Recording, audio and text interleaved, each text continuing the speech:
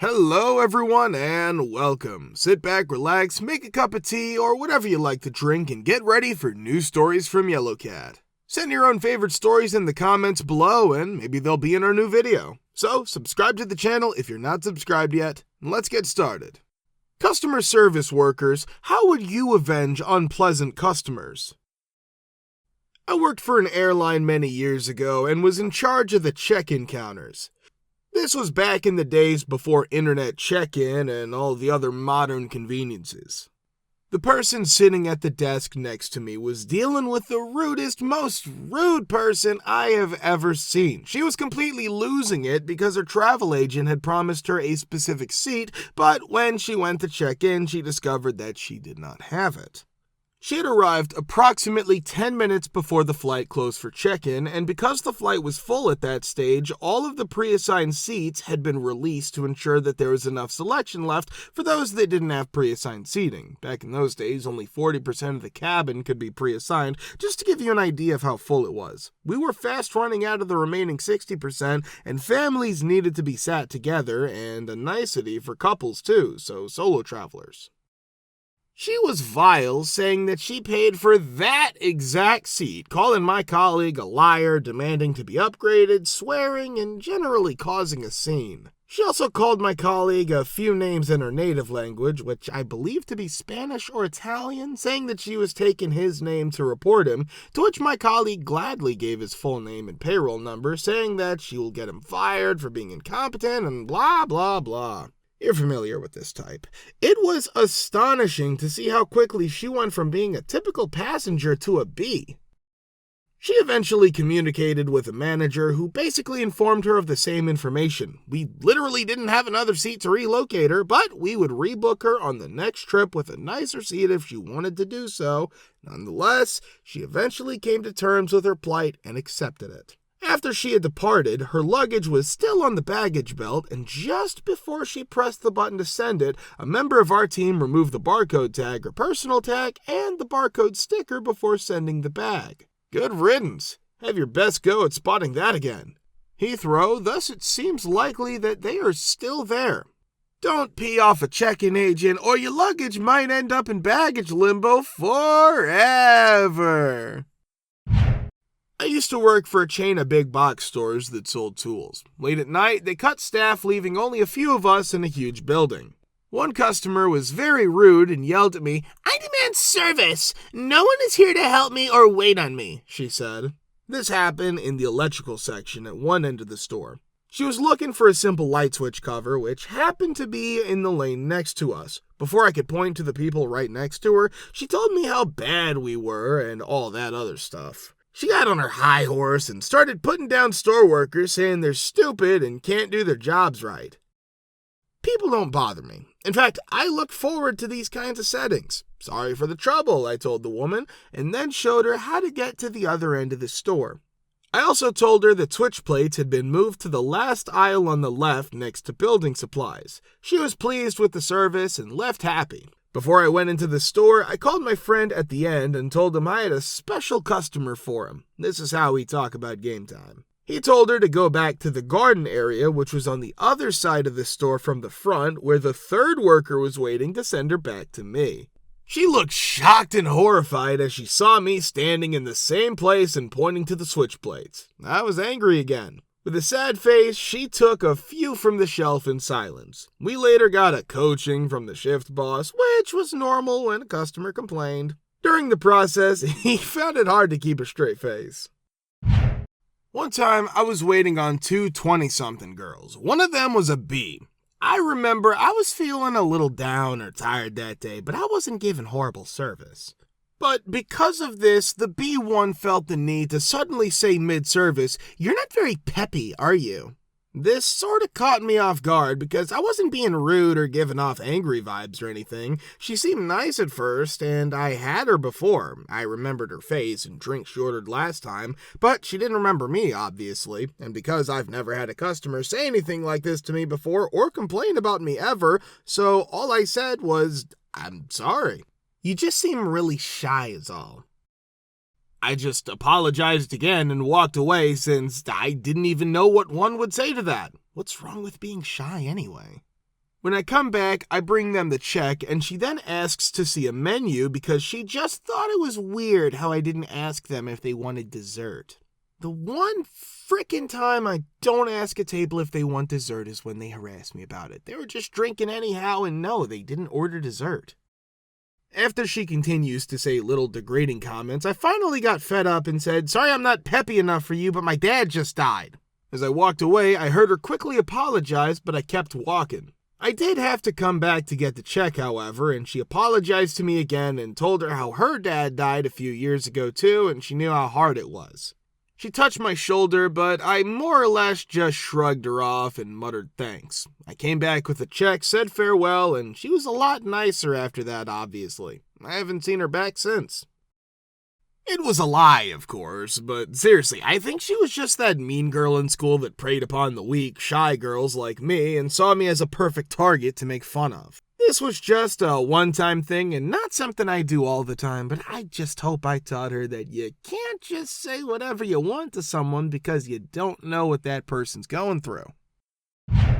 Because I work at a 24-hour convenience store, it makes sense that people want quick service. I always try to be quick and friendly, but some people make that hard. When someone's being really rude, I use my fake baby voice, which makes me sound very nice. People hate that.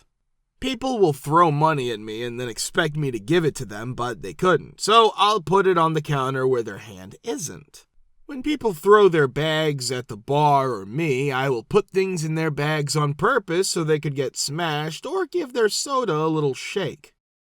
Some people always come in with $100 bills and try to use them, even though I know we don't have much change. I still do it because many of them are paying with company money. We had no $20 bills in the morning because they had all been sent to the bank as a payment. A regular came in and tried to use a $100 bill. I told him politely that I couldn't because we didn't have any $20 bills and I could only drop $10 and $5 from the safe every 5 minutes.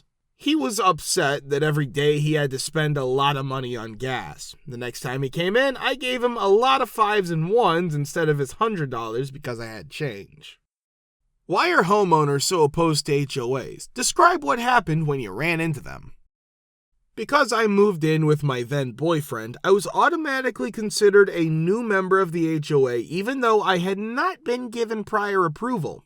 I was the only one there who was not white, which I believe was the source of the problem. Even though I played by the rules, I was basically incapable of doing anything correctly. My automobile is the primary item that stands out in my mind. We had one parking place in front of the house and one space in a garage that was shared with another family.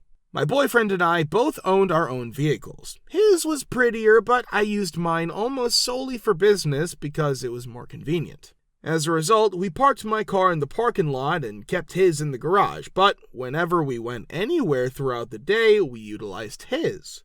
Due to the fact that I worked from midnight until 6 in the morning, I reasoned that it was reasonable for the majority of my neighbors to have never noticed that my car was not parked in its designated place.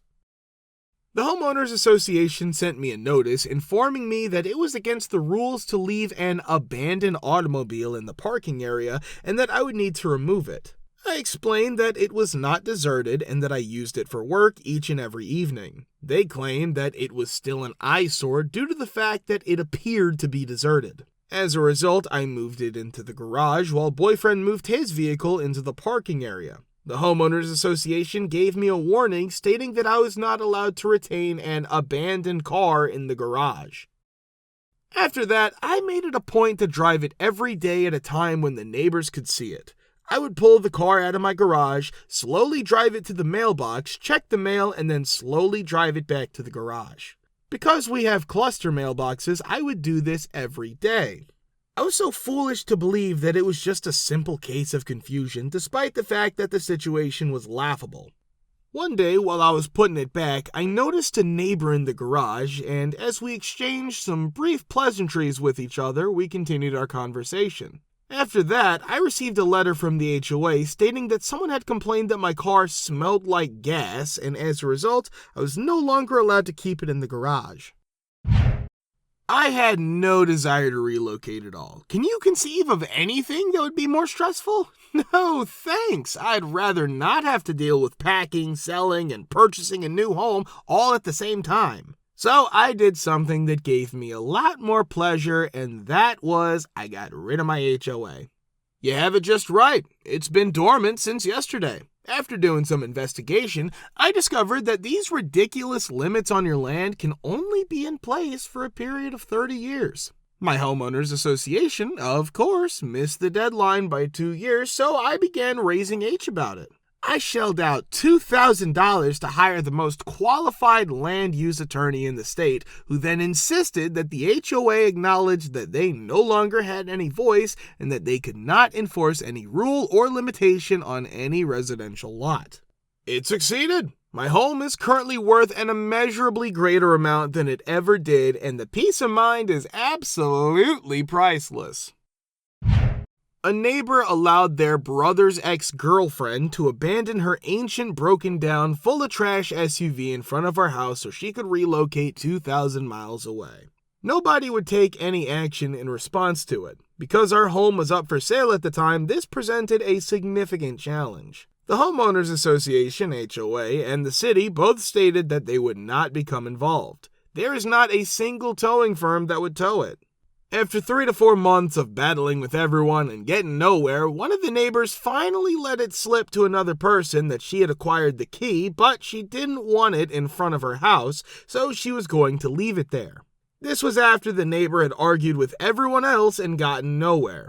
My husband, aware that the key was now inside it, inflated the tires, jumped the dead battery, and parked the vehicle in front of the house of the president of the Homeowners Association. After 3 days, it was no longer there. Had a bill sent to me saying I owed the $22,000 in back dues because an old Christmas tree trail connected my lot to their cul-de-sac. In a judge hearing, I didn't even have a lawyer because I thought it was something I could contest like a traffic ticket. Got scared S-less when 5 suits came in and I couldn't tell which smug B was the lawyers. They presented their bills, invoices, service listing, and repairs totaling over the claimed $22K and demanded I pay my fair share. The judge looked over at the people pushing the papers at him as I just sat there quietly. Anytime he seemed ready to speak up, they chimed in another set of notes. During this, the judge would look over at me, then back at them. This seems like enough. At the front of the gaggle of people shoveling in papers, this smug lady who looked like a Hallmark movie author spoke up as if to say in her own way, case closed. I was buried before I could get a word in. Yes, more or less, the judge just eyed things over again. Would you care to be sworn in now? Madam President seemed to glow at that comment, but I saw the lone fellow at the desk go pale. It was a short hearing since, even with the 12 minutes of talking and interruptions, they had jumped the gun on the process. It kinda puts a bit of a spitfire under the judge, who, after getting everyone's name on record and asked whose property the repairs were done on. It was only those present, but it was for the HOA's benefit. His lips curled up like that on a lemon. The HOA's benefit. Judge turned to me. Have you received any HOA benefits? Well, no, I'm here to contest being in the HOA. I didn't ask you that second part. He hammered back my statement before I could continue as the witch's nose shot up, her way of smiling, I presumed. Afterwards, I just followed his questions as simple as possible, yes or no, as he pointed them out to me, nodding yes or no for me before I answered. I felt whipped to comply, but surely I had some rights outside of this, right? In the end, the judge talked me into the HOA wanting to cry before immediately disbanding the HOA. In his skimming, he had no findings of a master planned community being put in place, and turned out each lot was developed independently. So, despite all being built at roughly the same time by a bunch of rich people, this meant the HOA was voluntary and wasn't protected, especially when my lot and 2-track, technically fire lane, made it no longer a cul-de-sac. With the evidence shoved in front of him, the judge also noticed funding abuse and barred them from seeking additional funds till an investigation was done. The lawyer they had was still hired under the original HOA agreement, so attorney-client privilege was waived by the temp HOA to help sue the treasurer, president, and her board, aka kids, for the embezzlement. Their houses paid for the expenses/settlement, and a proper HOA was put in place without my lot. Judge shoehorned my statement in, so I got in on that action as well. Ended up buying a lawnmower with my part and scooped up the landscaping contract for a year with it. No bills were due. That drama shook me to my core. Even though I was part of an HOA for under a minute, I will never live in an HOA again. Thank you for subscribing, the likes, and comments. We're very happy to see you all in the comments too. Thanks for your support.